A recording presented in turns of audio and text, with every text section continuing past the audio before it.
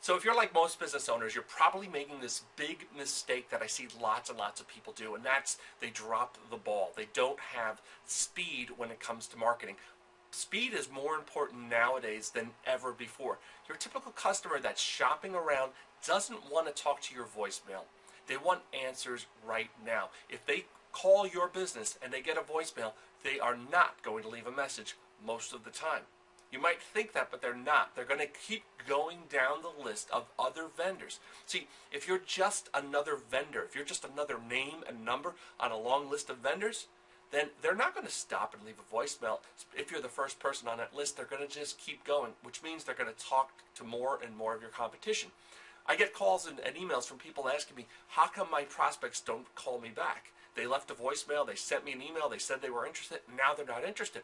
What's wrong with these people? Well, what's wrong with these people is that they've already spoke to one of your competitors, and your competitors has led them by the hand, and they no longer want to talk to anybody else because they made that first connection. So a lot of times improving your sales results doesn't require becoming some sales guru, some marvelous persuasive person. It just requires being there first and making it easy for your customer to connect. So I want to give you some ideas on how you can close the gap on speed. Now, first, when it comes to your website, make sure on every single page of all your web properties, whether that's your blog, your website, your Facebook pages, and so on, make sure you have a contact us form on every single page. Don't think that because you have somewhere in your tabs a contact us button that that's going to drive leads. That's only going to work if someone's really determined to contact you. And you know what? That's not the majority of people on your website.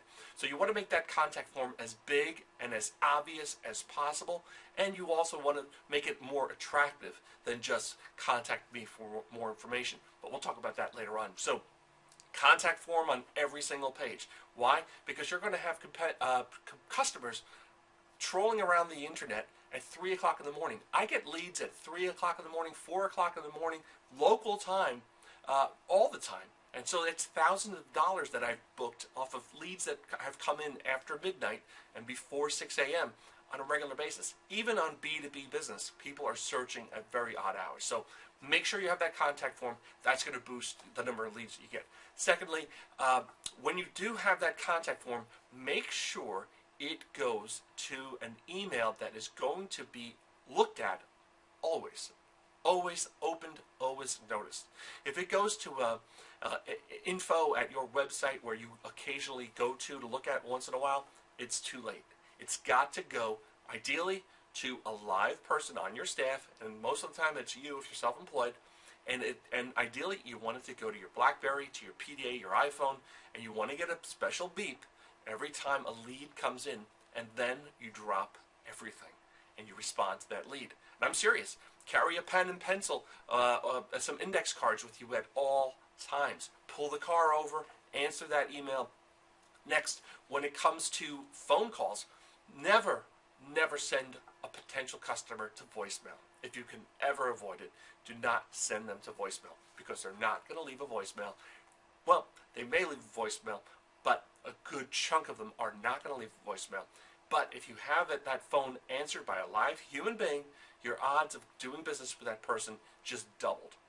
So have your office phone routed to a receptionist. If you don't have a full-time receptionist, I'll put up a list of places where that you can find a virtual receptionist, someone that could be in another state that can answer your phone, and if you provide them with a script, they'll be able to answer some questions and engage that customer and keep that customer from picking up and calling the competition. Now, if you can't do that, oh, and by the way, when that receptionist takes that call, you need to be emailed and called immediately so you can follow up immediately. Later on, an hour from now is not good enough. Half hour is not good enough. You've got to have someone respond to that call immediately. And finally, if you can't swing a receptionist or a virtual receptionist, at the very least, have your office phone forwarded to your cell phone. Just most telephone providers make this a standard practice right now. I know I use Vonage. They make it a free service. If you don't have that with your phone provider, check out Google Voice. It's a great way to have your calls centralized and redistribute it to your office, to your cell phone, to your home phone, wherever you're going to be and you want to answer that phone call. Now, you might be saying to yourself, this sounds crazy. I mean, every time I get a lead, I have to drop everything. I mean, I'm in the middle of doing proposals. I'm in the middle of doing these different things. Do I have to drop everything? Yeah, you do. You have to, unless you have too many customers. Or there's actually another way. And the other way is this.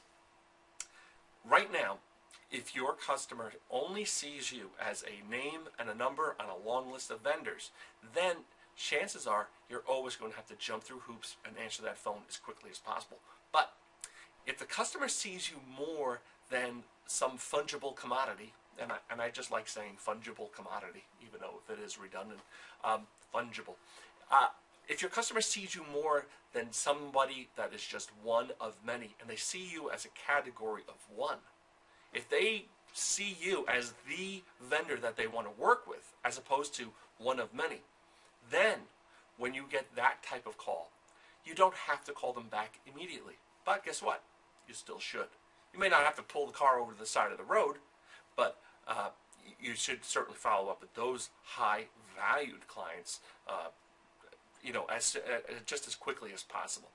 So that's the way to get out of this sort of this rat race of constantly having to pick up those phone calls, is to position yourself as a category of one, and that's positioning your brand, and that's something that we're going to talk about in another video. So I'll talk to you soon. In the meantime, if you want more information, go to brianmcgovern.com and make sure you download a free copy of Get More Clients Now. It's a free guide that shows you different ways that you can get more customers using the technology that's available to you now for free. Thanks so much. Bye.